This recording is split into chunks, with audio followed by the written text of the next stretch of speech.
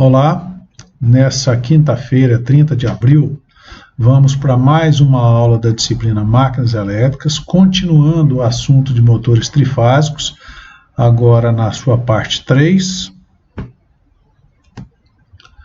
Vamos falar da velocidade do campo girante. A velocidade do campo girante no motor de indução é chamada de velocidade síncrona. Isso aí já foi mencionado antes. Essa velocidade ela depende da frequência da tensão da rede ou da frequência que esteja alimentando esse motor. Pode não ser diretamente da rede, pode ser através de um inversor de frequência, por exemplo. Depende também do número de polos desse motor. Então nós temos essa formulazinha aqui, ó. Velocidade síncrona igual a 120 vezes F dividido por P, onde F é a frequência de alimentação, P é o número de polos e esse 120 aqui é uma constante, porque os polos são colocados aos pares no motor. E esse 60 é para converter de rotações por segundo para rotações por minuto. Então, duas vezes 60 vai dar 120, porque cada conjunto de polos forma um par. Então, você não tem motor de quantidades ímpares de polos. Então, por estar em pares, você multiplica esse 60 por 2, que vai dar 120. Então, continuando aí,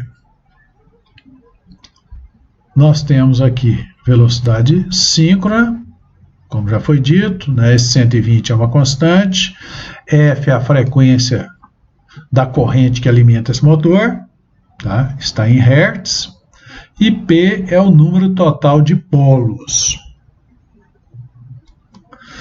Alguns livros, ou alguns textos, ao invés de usarem aquela fórmula, usam essa aqui, ó. Onde esse N que está aqui é o mesmo NS que estava lá, né?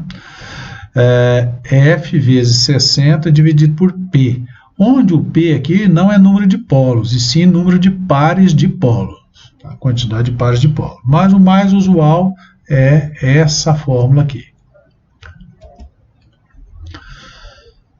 Então nós podemos ver que a velocidade pode ser alterada se nós modificarmos dois parâmetros: a frequência da tensão de alimentação ou o número de polos.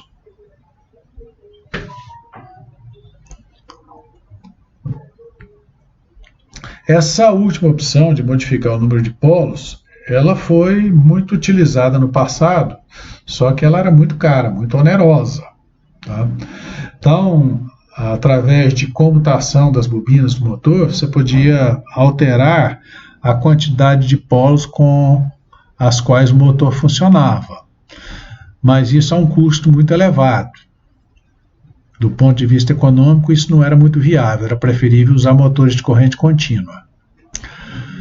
Bom, com o avanço da eletrônica de potência a partir da década de 80 do século passado, então foram surgindo sistemas de controle que permitiam variar a frequência.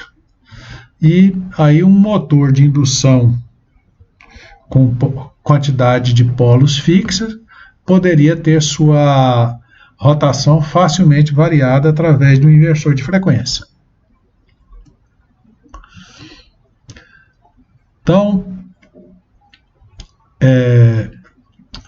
na eletrônica de potência se usa muito o PWM, tá? Modulação por largura de pulso, né? Ou do inglês Pulse Width Modulation, tá?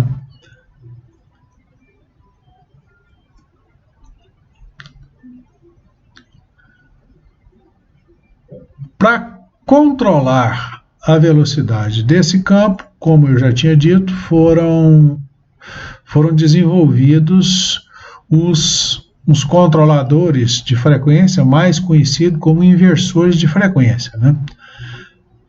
Mas a velocidade de um motor trifásico assíncrono, que é o caso do motor trifásico de indução, ela não é igual à velocidade do campo.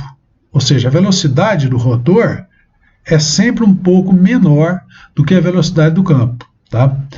E essa diferença entre as velocidades é chamada de escorregamento, que nessa fórmula aqui aparece como S. Então, isso aqui é a velocidade do rotor, ou velocidade do eixo do motor, ela é dada por essa fórmula aqui, ó. 2 sobre P vezes F vezes 60.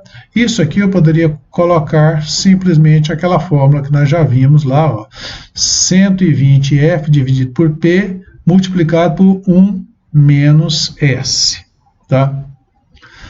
Seria a mesma coisa, tá? Só apareceu 1 menos S aqui de diferente, ou seja, eu voltaria aqui nessa fórmula, ó. Voltaria aqui nessa fórmula e multiplicaria ela por 1 menos S. Seria isso aqui. Então, essa é a velocidade do eixo do motor.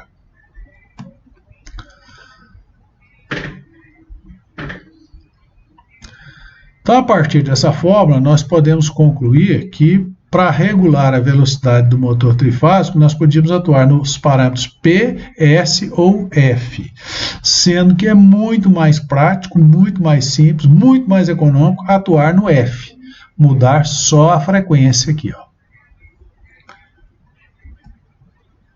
Então, o escorregamento, ele é a diferença entre a velocidade síncrona e a velocidade do rotor. Então, nesse caso, o escorregamento, ele é ns menos n, né? Então, onde ns é a velocidade síncrona e n é a velocidade do rotor, ou velocidade do eixo, que são a mesma coisa, tá? E esse escorregamento também ele é medido em RPM. Então, se o rotor do motor de indução girasse na mesma velocidade do campo, não haveria indução de correntes rotóricas. Aí o motor não funcionaria, tá? Então, o funcionamento do motor trifásico de indução só é possível porque existe o escorregamento.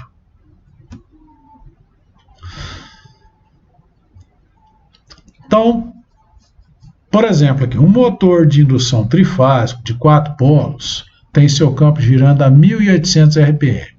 Seu rotor gira a 1.700 RPM. Calcule o escorregamento. Então, o escorregamento vai ser o NS menos o N dividido por NS. Então, 1.800 menos 1.700 dividido por 1.800.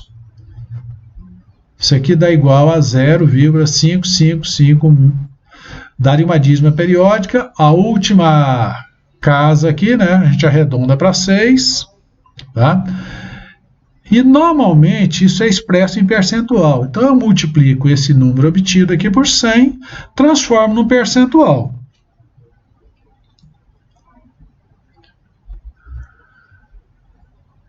Rendimento.